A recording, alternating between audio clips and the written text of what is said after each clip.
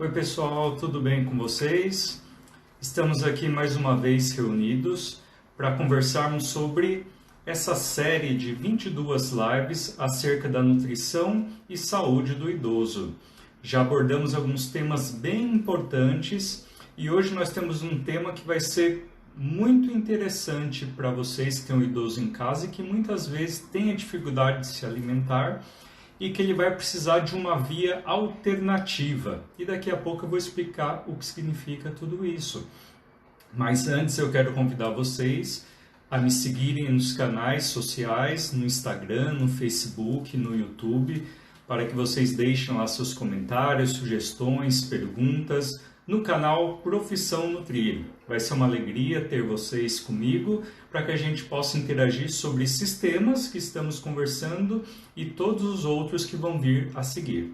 Então fiquem comigo, nos acompanhem e tenho certeza que isso vai ajudar muito vocês no conhecimento, principalmente relacionado ao cuidado com o idoso. Então, retornando com o tema de hoje, nós vamos falar sobre as vias de alimentação.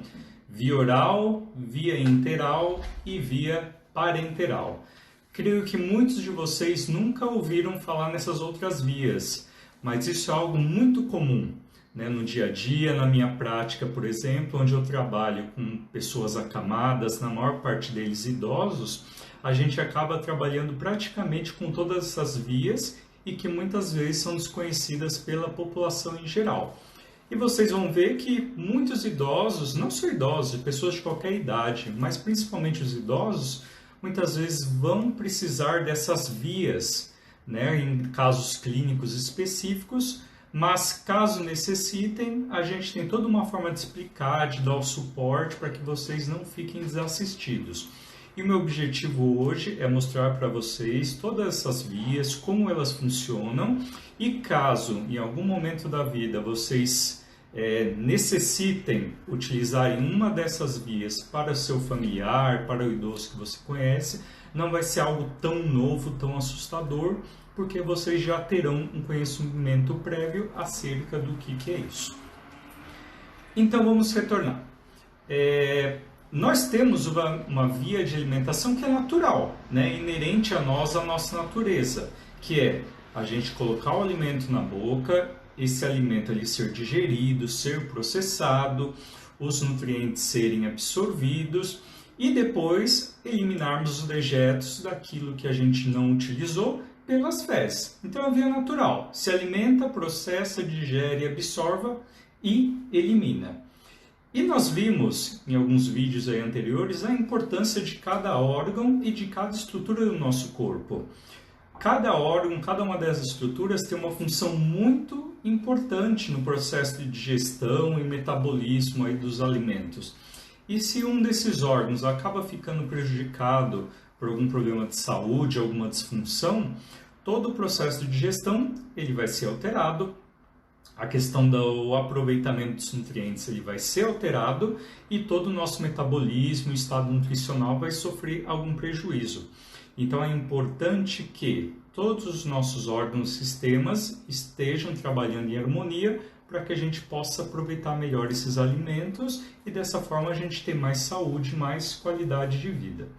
Mas nós vimos também que com o avançar da idade, todos esses órgãos e sistemas, eles começam a ficar um pouco prejudicados. Isso faz parte da fisiologia. O corpo ele vai envelhecendo, os órgãos também vão envelhecendo, os sistemas vão sendo afetados por esse envelhecimento do organismo e determinadas funções acabam diminuindo, reduzindo e o idoso ele acaba apresentando algumas dificuldades na alimentação, seja na mastigação, na digestão, e ele vai começar a sentir essa dificuldade. E o que a gente tem que fazer?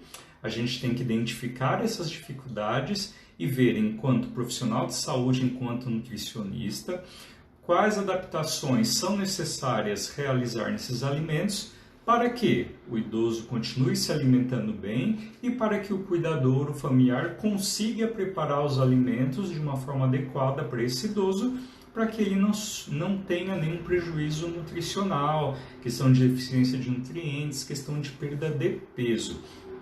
Então, ou seja, Somente pelo fato do envelhecimento, nós temos que realizar algumas modificações, principalmente a partir de 75 anos, quando o corpo ele começa a ficar um pouco mais debilitado. Então a gente tem que fazer essas adaptações para que ele não tenha nenhum prejuízo. Alguns sofrem mais com isso, outras pessoas sofrem menos, outros idosos não sentem tantas alterações, mas sempre é necessário alterar alguma coisa para garantir a qualidade da alimentação. E não só esses eventos fisiológicos da idade que atrapalham, algumas doenças também podem atrapalhar esse mecanismo. E também a gente tem que alterar por causa de doenças de base.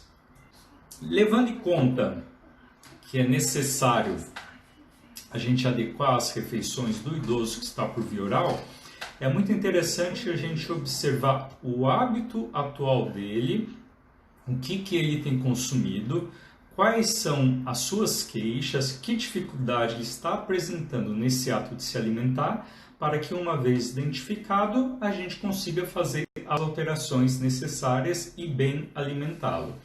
E isso é algo inevitável, não é alguma coisa que a gente pode evitar o envelhecimento, as consequências do envelhecimento. Então, a modificação na alimentação também vai ser inevitável, principalmente se tiver alguma doença associada.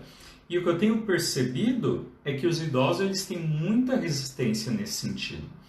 Quando a gente vai fazer uma avaliação do domicílio, geralmente junto com a fonoaudióloga, a gente vê que o paciente, o idoso, está com dificuldade para engolir, parece que o alimento ele engole, o estômago fica lá muito tempo, enfim, outros sintomas, muitos gases. E daí a gente começa a identificar e a gente começa a propor algumas modificações para o bem-estar, para o bem dele. Só que tem muito idoso que é resistente, ele vai falar, olha, eu sempre comi desse jeito, nunca precisei mudar, vou mudar agora para quê? Vou morrer mesmo e vou morrer comendo. Isso é muito comum de ouvir, mas o que acontece? Muitas dessas adaptações, se não forem feitas, podem trazer algum prejuízo para o idoso, inclusive um risco de engasgo, um risco de morte, por exemplo, caso ele tenha a dificuldade de engolir, e de repente a gente orienta a ele consumir uma carne, por exemplo, mais cozida, mais processada, e ele não segue, ele vai comer um pedaço de bife que é um pouquinho mais duro, aquela carne cozida, mas em pedaços maiores, e pode chegar no momento que essa carne vai parar, ele pode inclusive ter um engasgo grave, ter uma asfixia, por exemplo, por engasgo. Então, ou trabalhar com o idoso na mudança desses hábitos é algo que exige ali muita dedicação, muita persistência e um trabalho também de convencimento. E não só nosso, do profissional de saúde, mas dos familiares. Porque muitas vezes a gente chega lá e a gente fala, olha, senhor fulano de tal, o senhor tem que mudar isso, a sua alimentação não pode mais ser desse jeito, determinado alimento o senhor tem que cozinhar mais, o senhor tem que comer esse de uma outra forma. E na nossa frente ele fala, tudo bem, beleza, eu vou fazer sim, ótimo. E depois a gente acaba tendo o relato do familiar, do cuidador, de que depois que eu fui embora, depois que a minha equipe foi embora, ele fala, não vou seguir nada disso não, não vou fazer nada, eu só falei para ele ir embora logo e não vou seguir, não adianta fazer. E fazem birra mesmo. E eu creio que para o familiar é algo um pouco até mais difícil, porque tem aquela frase, santo de casa não faz milagre. Então, muitas vezes a gente percebe o inverso, precisa alguém de fora vir falar. O familiar, o cuidador já percebeu a dificuldade do idoso, já identificou, propôs pelo bom senso mesmo de que precisa mudar, precisa cozinhar mais e que o idoso não aceitou de jeito nenhum, daí precisa vir alguém de fora, eu chego na residência, o cuidador me passa a dificuldade e daí vou conversar com o idoso acerca disso, trazer para ele todas as explicações, todas as justificativas para ver se ele aceita e concorda ou não. Porque a gente espera que ele concorde, porque se a gente está fazendo isso é para o bem, para evitar complicações. Se ele não aceitar, a família não aceitar, acaba sendo algo bem delicado. Mas a gente tem que conscientizar dos riscos e da necessidade da mudança e porquê dessa mudança. Então a gente tem que trabalhar bastante com essa questão da resistência da pessoa idosa. E não somente essa conduta, em outras também. Mas geralmente com a alimentação eles têm isso. Comi sempre assim e vou morrer comendo assim. Então a gente tem que conversar e trabalhar bem esse idoso, essa família, para ver como a gente consegue intervir nesse sentido. Em relação à alimentação por via oral, existem muitas coisas que a gente pode mexer, né? Às vezes a gente pensa só na questão da consistência, mas não é só isso. Se a gente levar em conta todas as alterações fisiológicas que acontecem com o idoso, né, e as alterações fisiopatológicas, né, decorrentes de uma doença, tem muita coisa que dá para a gente mexer para que ele consiga se adequar àquela necessidade específica de alimentação e não causar nenhum risco para ele. A primeira modificação que geralmente a gente orienta é a questão da consistência e do modo de preparo. Então, ou seja, é muito comum o idoso ter dificuldade de mastigação pela falta de dentes, por uma prótese inadequada, né? Ele já tem principalmente se ele estiver magrinho, ele tem uma fadiga aqui nessa região, nessa musculatura, que é envolvida também na mastigação, então ele não consegue mastigar bem. E uma das alternativas é a gente modificar a consistência, né? E daí a gente tem uma variação de dieta que a gente fala que vai de uma alimentação geral, que é a comida do dia a dia, sem nenhuma alteração. Daí a gente tem uma alimentação mais branda, que evita os alimentos mais crus, mais rígidos. Depois você tem uma dieta mais leve, que é baseada mais numa sopa, legume, carne bem cozida. Depois já é uma alimentação mais pastosa, podendo chegar até numa alimentação pastosa batida. E isso vai depender de como está esse processo, por exemplo, de deglutição dele. E geralmente a aliada, né, o aliado do nutricionista nesse sentido é a fonoaudióloga, que vai acabar identificando essas dificuldades de deglutição, dificuldade de engolir, risco dele engasgar, e daí a gente vai determinar qual é a melhor consistência para que ele possa comer com segurança. Então, consistência é algo que a gente pode mudar muita coisa, e o modo de preparo também. Se ele tem alguma dificuldade para mastigar, para engolir, a gente não vai ficar dando para ele alimento seco, alimento duro, alimento em pedaços grandes, aquelas folhas, né? Verdura, por exemplo, couve, que já é mais rígida. A gente vai ter que mudar o modo de preparo de tudo isso e oferecer de formas diferentes. Fazer uma carne bem cozida em pedaços pequenos, você vai dar couve, dá uma couve refogada, um arroz mais bem cozido, colocando um caldo de feijão em cima, para que esse processo de mastigação e deglutição seja facilitado. Então, o que a gente mais consegue fazer é alterar a consistência e modo de preparo. E é tranquilo fazer isso, não tem nenhuma dificuldade. É claro que ele vai reclamar, o idoso vai querer comer o arroz como ele sempre comeu, o arroz que ele sempre comeu, vai querer comer aquele bife frito, né, geralmente, mas ele vai ter que mudar. Essa carne, em vez de ser uma fritura, um bife mais duro, vai ter que ser mais cozido, mais ensopado. Esse arroz vai ter que ser um pouquinho mais papa, já vamos evitar salada crua, vamos para os refogados e voltar naquele trabalho de convencimento.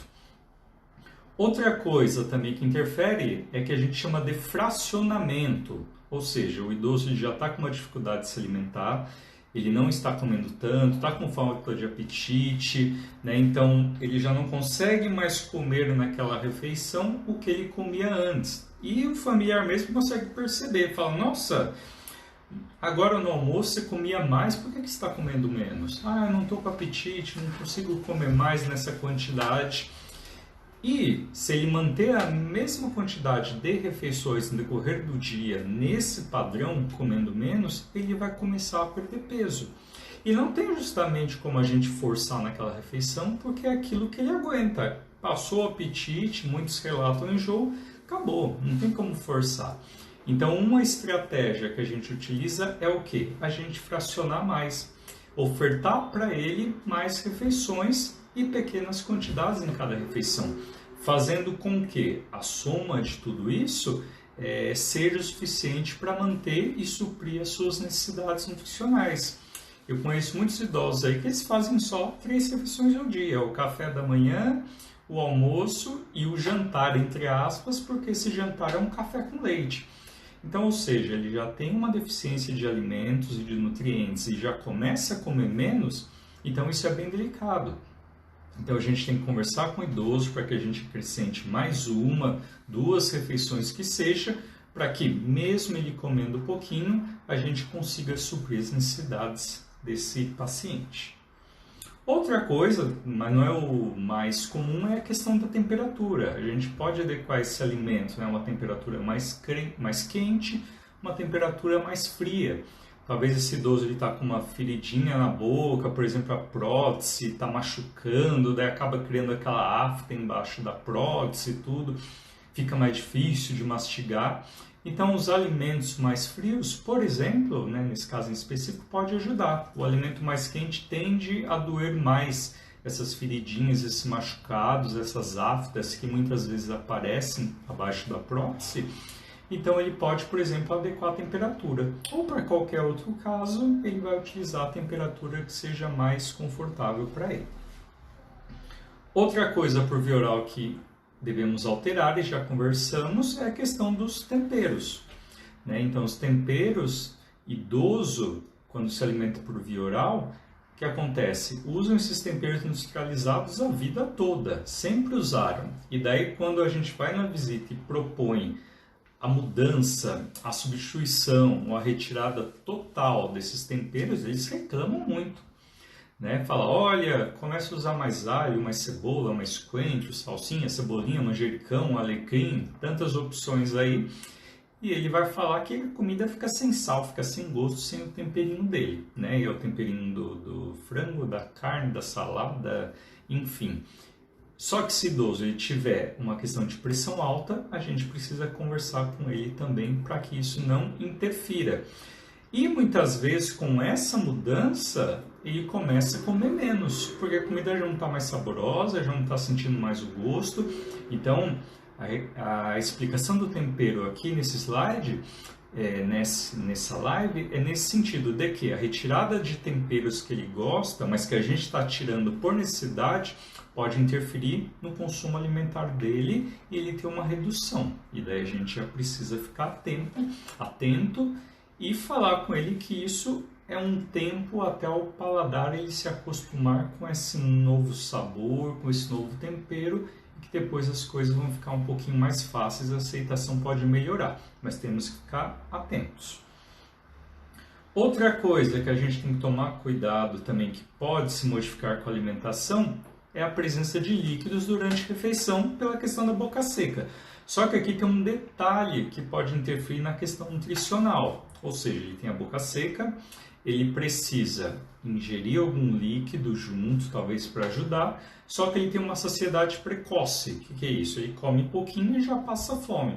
E se ele ingerir o líquido, esse líquido vai acabar ocupando o espaço que seria do alimento. E isso vai levar ele, por exemplo, a perder peso. Então nós temos que moderar muito bem. É muito ruim a questão da boca seca, por isso que eu até falei na alternativa talvez de ter uma saliva artificial, isso geralmente com indicação da fome, tá? Mas tentar dosar, porque senão o líquido ele vai tomar espaço do alimento. A opção é fazer os alimentos mais umedecidos, com caldo, com molho, para ajudar nessa deglutição. Tem casos clínicos que o idoso ele tem a necessidade de espessar os líquidos, ou seja, com os líquidos finos que a gente fala, como a água, ele vai tomar e ele tem um risco de engasgo e de broncoaspiração, ou seja, esse líquido ele possa desviar, em vez de ir para o estômago, ele vai para o pulmão. Ele pode ter uma pneumonia, que a gente chama de pneumonia aspirativa, que vai levar a outras complicações. Então tem idoso que precisa dessa adequação, colocar espessante nos líquidos, para ser uma forma de hidratação. É claro, os idosos já tomam menos água.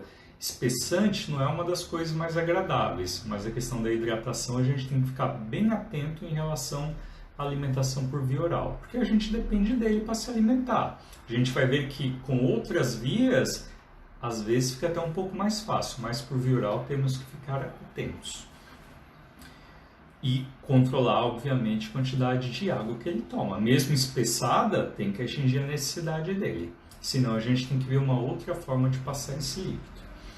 Outra coisa que com a idade a gente tem que prestar atenção é a questão de suplementação. Muitas vezes o idoso está comendo menos, por mais que a gente faça as alterações de consistência, de fracionamento, de temperatura, questão de tempero e todos esses itens, e mesmo assim ele está comendo pouco. Daí o suplemento ele pode ser um aliado, é o primeiro passo para ver se ele melhora esse consumo. E se não melhorar, a gente começa a ficar preocupado. E uma coisa importante para o idoso também nesse sentido é a questão do posicionamento. O idoso tem que se alimentar sentado. Depois da alimentação tem que ficar um tempo sentado também. Então o idoso querer comer meio deitado na cama ou já comeu e deitar, isso acaba trazendo um risco para ele de refluxo, de vômito e de broncoaspiração.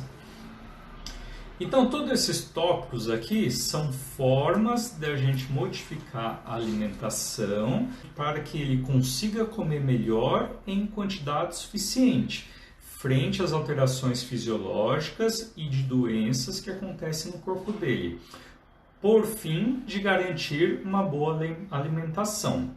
Se acontece tudo isso e ele não consegue melhorar a alimentação, nós temos que começar a buscar talvez outra alternativa, né, que são as outras vias de alimentação. Então o que acontece? É um desafio fazer todas essas mudanças. E não vai ser de um dia para o outro que a gente vai conseguir. Quando eu começo a acompanhar um paciente que está nesse processo de adaptação, a gente tenta fazer de tudo, mas de tudo mesmo, com trabalho conjunto com os familiares, para que ele volte a comer bem, com essas adaptações ele consiga comer o suficiente, que ele consiga tomar água, para que a gente possa garantir o máximo possível que a alimentação seja dada somente pela boca, somente por via oral. Porque a gente vai falar daqui a pouco de forma breve da sonda, que é uma outra alternativa. Mas é muito ruim, de certa forma. A gente acaba limitando muito o consumo alimentar dele ou muitas vezes tirando totalmente. E é muito triste para o idoso, para o familiar, ver a pessoa que ele ama utilizando uma sonda para se alimentar. Então, enquanto profissional, enquanto familiar, a gente tem que fazer de tudo para que a gente consiga garantir que ele se alimente bem, em quantidade suficiente e não apresentar nenhum risco. Para que a gente só chegue nesse ponto de passar uma sonda se for extremamente necessário. E geralmente essas situações, modificações no alimento, levam o idoso também a ter depressão, a ter isolamento social, porque talvez ela ia na casa das amigas, lá as amigas fazem um bolinho, um café com leite, um pãozinho francês, por exemplo, e esse idoso ele já não consegue mais comer aquilo que elas estão comendo. Vai ter que ter, vou ter que pedir um mingau, vou ter que pedir um bolo mais macio, fazer talvez aquele mingau de pão, café e leite, e a pessoa acaba ficando constrangida e acaba se isolando disso também. Então é um detalhe que a gente tem que perceber.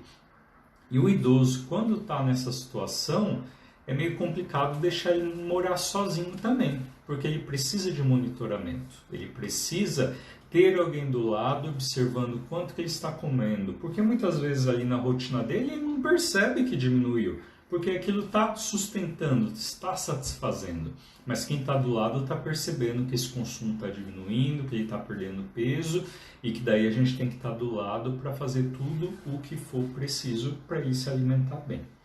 Mas quando a gente tenta de tudo, ele não come, está desidratado, está desnutrindo, usou suplementação, está usando espessante e mesmo assim não está dando, a gente não tem outra opção do que indicar para essa pessoa idosa uma sonda como via de alimentação.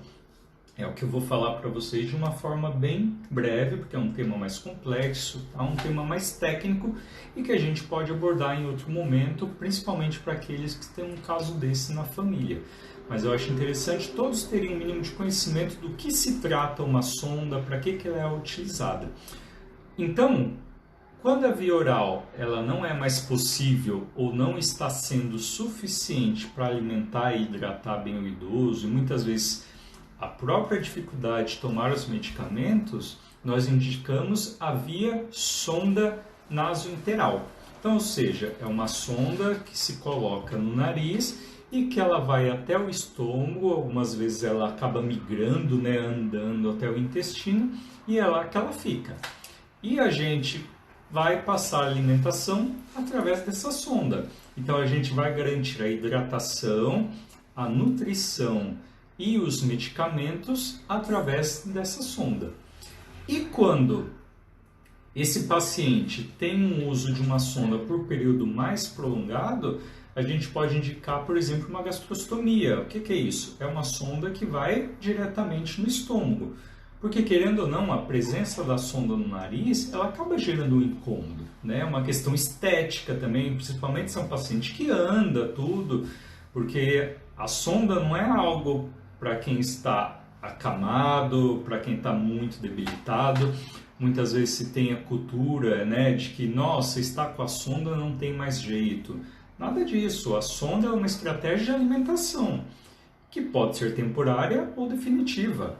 Eu conheço muitos pacientes, né, atendi muitos que utilizaram a sonda por um tempo, né, um período lá determinado devido a uma doença específica e com o tempo ele foi reabilitado e ele voltou a se alimentar pela via oral. Então é possível, mas existem alguns quadros clínicos que ele vai ter que usar a sonda por tempo indeterminado. E quando a gente sabe que o uso dessa sonda é definitivo, a melhor via que a gente tem é colocar essa sonda no estômago. Muito mais prática, mais fácil de ser cuidado, não tem todo esse atrapalhar aqui no nariz, questão de estética, pode machucar, enfim. Então, geralmente nós temos essas duas vias, sonda nasoenteral e a gastrostomia. E uma curiosidade é que muita gente pensa que isso só é utilizado no hospital. Não, no hospital, geralmente quando acontece um quadro, alguma doença, um agravamento, um AVC, ele acaba passando a sonda no hospital e está internado. Mas muitas pessoas não sabem que o paciente ele pode usar a sonda em casa, que não é nenhum bicho de 7 cabeças e que o familiar, sendo bem treinado por um profissional, ele tem total capacidade de cuidar dessa sonda e cuidar da alimentação do paciente através da sonda. Quando eu vou conhecer, avaliar um paciente que está com a sonda recente e eu começo a conversar com os familiares, eu vejo no rosto dele o desespero, a preocupação, o que eu vou fazer com essa sonda, como que eu vou passar alimento nessa sonda, vou poder dar banho nele com essa sonda pendurada no nariz, entre outros tantos questionamentos. E a gente com muita calma explica tudo, até o cuidador, o familiar ter a ideia que não é nenhum bicho de 7 cabeças realmente e que com o tempo, com o dia a dia, com o suporte adequado, ele consegue dar conta, sim, desses cuidados gerais com a sonda do paciente. Então, ele vai aprender a fazer o alimento, como passar, quais horários, perceber os sintomas do paciente, e isso é possível de fazer em casa sem problema nenhum. Então, quais são as indicações da sonda, por exemplo? Quando o paciente não está comendo bem, né? Então, por exemplo, se ele estiver comendo menos de 65% do que ele precisa, já é um indicativo de sonda, porque ele já está em risco de desnutrição. E um detalhe é que a presença da sonda, ela não impede o paciente de comer. Então, vou dar um exemplo, né? O idoso, ele está com dificuldade de comer, ele está muito enjoado, por mais que ele tente comer, a quantidade que ele come é muito pequena, mas não tem nada que impede fisiologicamente o ato de comer. O problema dele é uma questão de quantidade. Então a gente passa a sonda para complementar a alimentação, mas a presença da sonda não impede que ele se alimente pela boca. Então, ou seja, se tem condições, mesmo com a sonda, a pessoa ela pode sim se alimentar pela boca tranquilamente.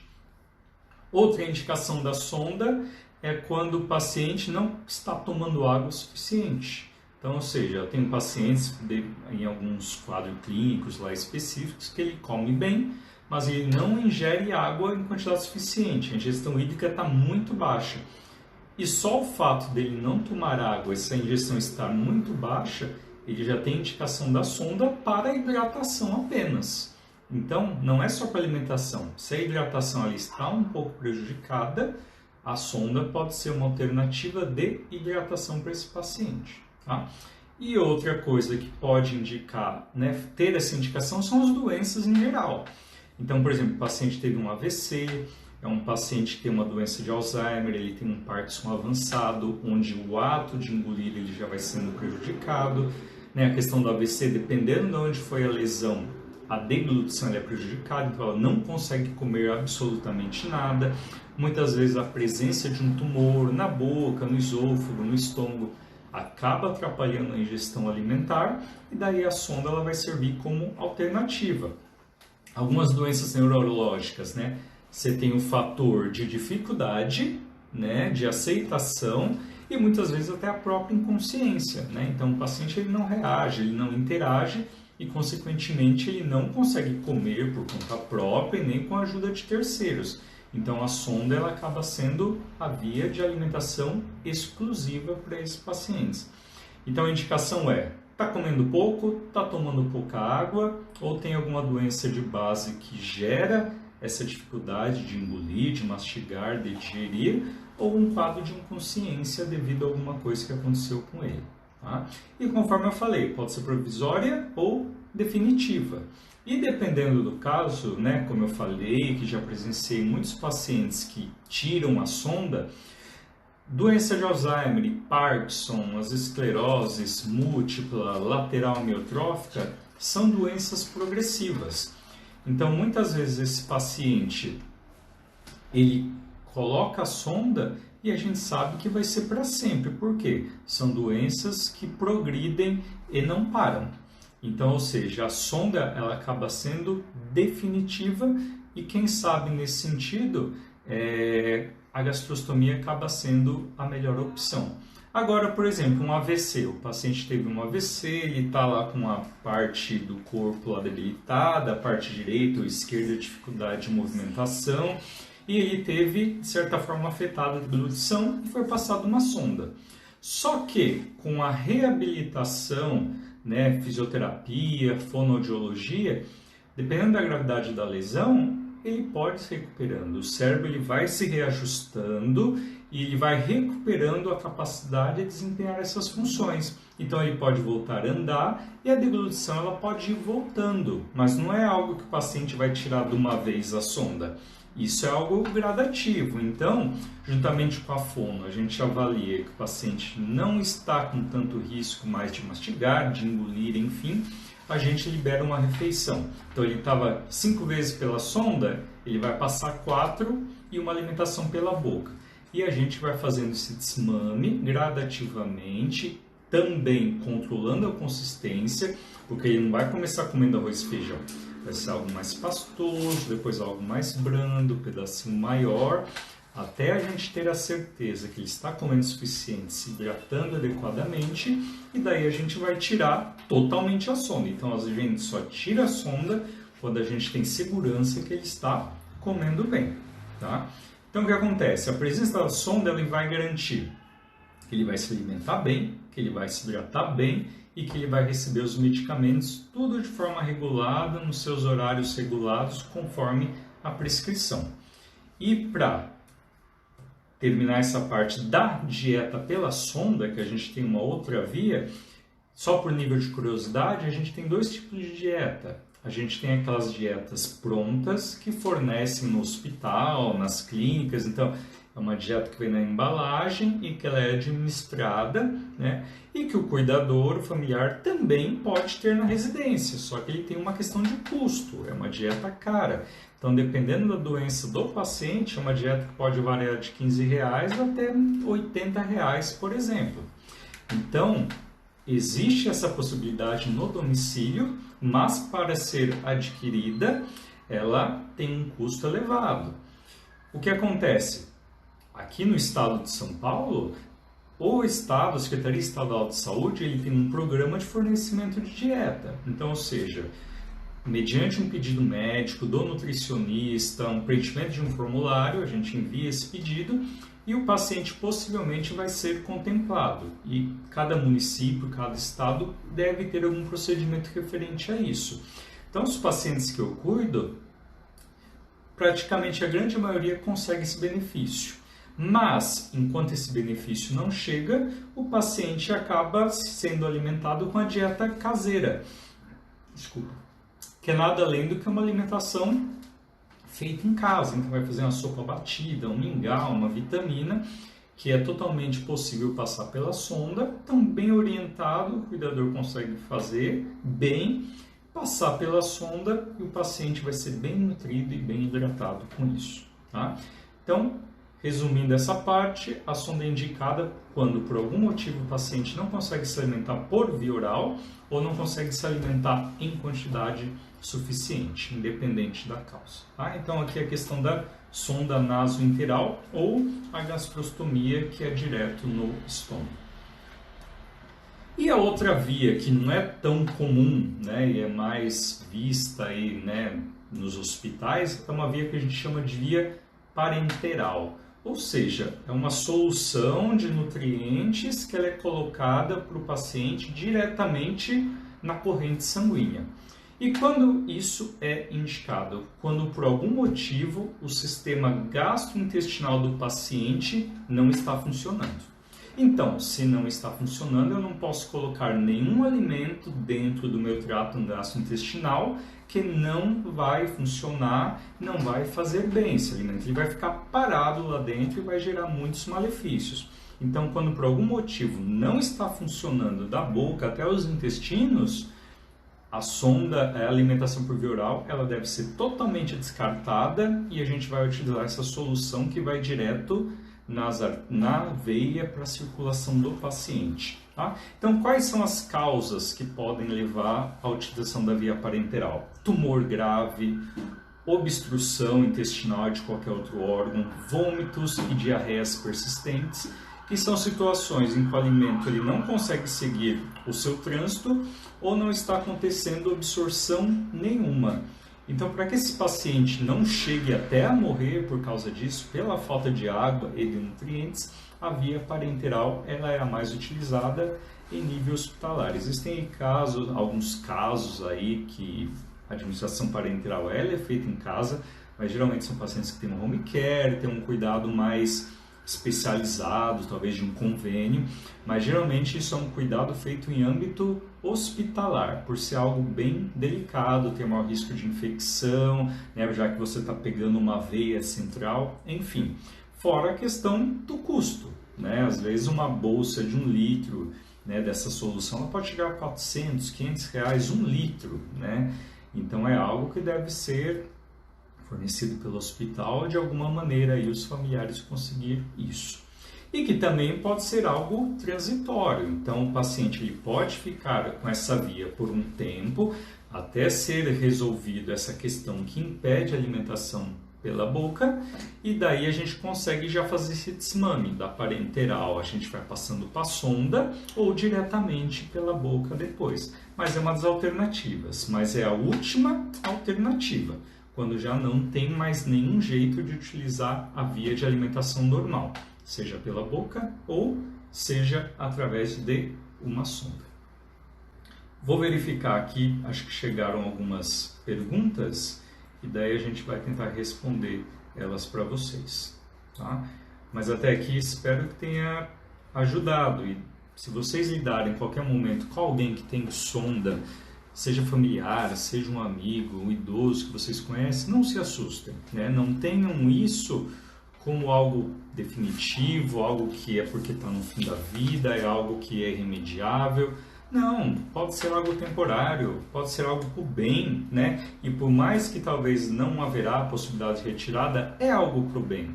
Porque creio que é mais desesperador você ver o seu familiar que não está comendo, você está tentando de tudo para fazer ele comer e você vê ele não comendo, vê ele emagrecendo e não saber o que fazer.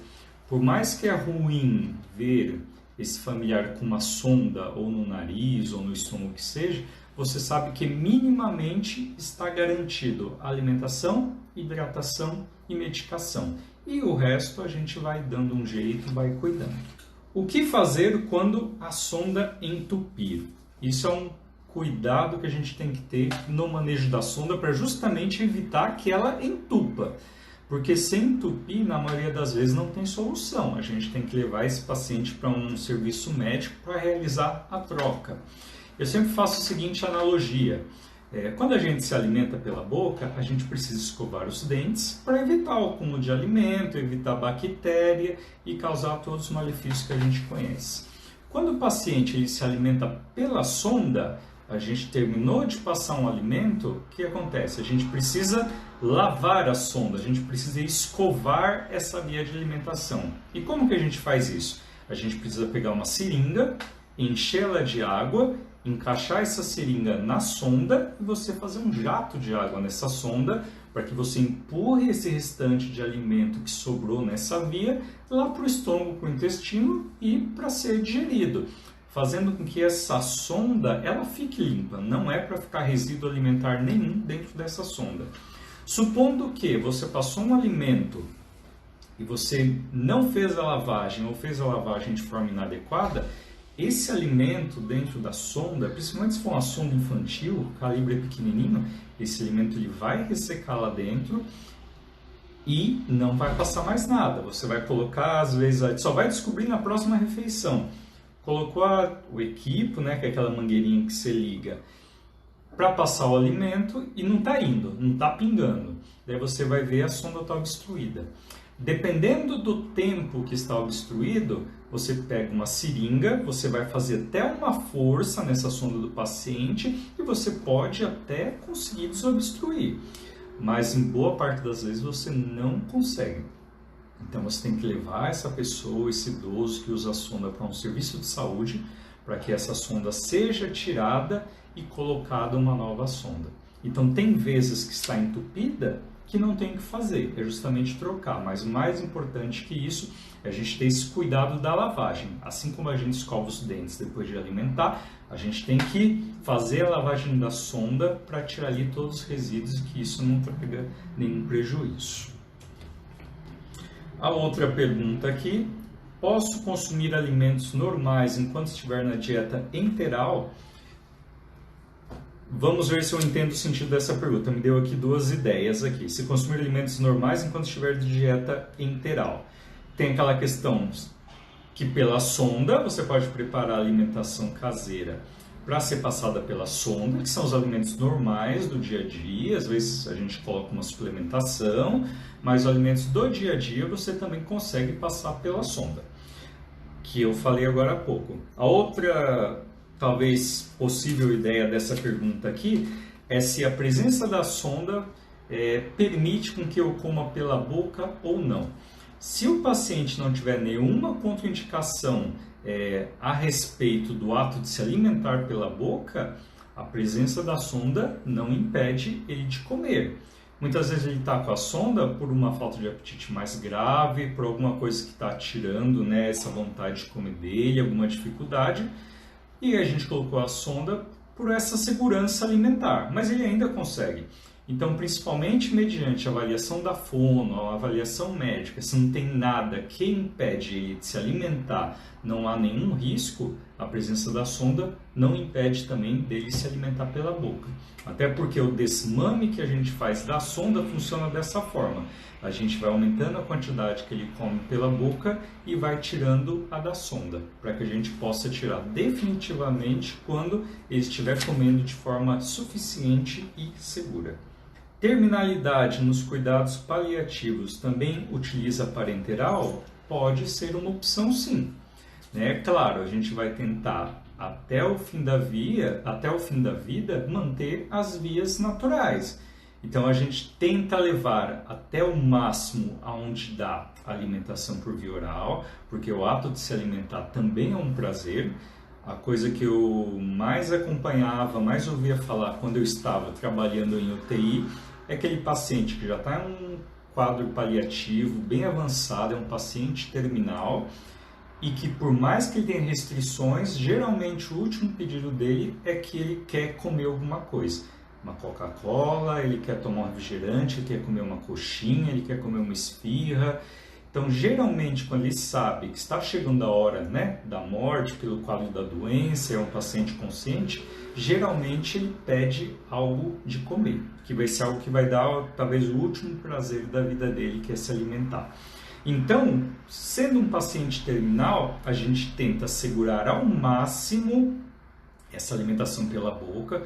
Quando não há mais possibilidade, a gente vai pela sonda e, se necessário, em último caso, a parenteral ela pode ser garantida até com uma forma de conforto, né? Para que esse paciente que já está sofrendo por uma doença terminal não ter sensações desagradáveis decorrentes da falta de nutrientes ou de água no organismo. E isso a parenteral ela pode fazer pelo paciente.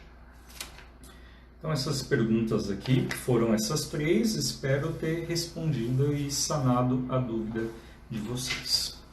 Então, esse tema é um tema que eu conseguiria falar muito mais, mas eu tentei simplificá-los, né, para deixar isso de forma mais interessante e mostrar que é uma alternativa de alimentação e se isso acontecer na residência de vocês com algum familiar próximo, não se assustem. É possível lidar com esse tipo de instrumento, essa via de alimentação, sem maiores dificuldades. A gente consegue cuidar em casa mais. Em seguida, aí nós vamos ter novos vídeos que vamos falar de problema de saúde e talvez retomaremos também para falar um pouquinho mais de sonda em algumas doenças específicas. Tá? E para tanto, eu convido vocês a continuarem me seguindo nas redes sociais. Instagram, Facebook, no YouTube, no canal Profissão Nutrir. Então hoje é isso que eu gostaria de falar para vocês e reforço o meu convite. Me acompanhem, me sigam e a gente vai ter novos temas para conversarmos aí, sanar dúvidas, deixe seus comentários, perguntas, que vai ser muito bom essa interação que vai só nos ajudar mutuamente a nível de conhecimento. Muito obrigado e um grande abraço.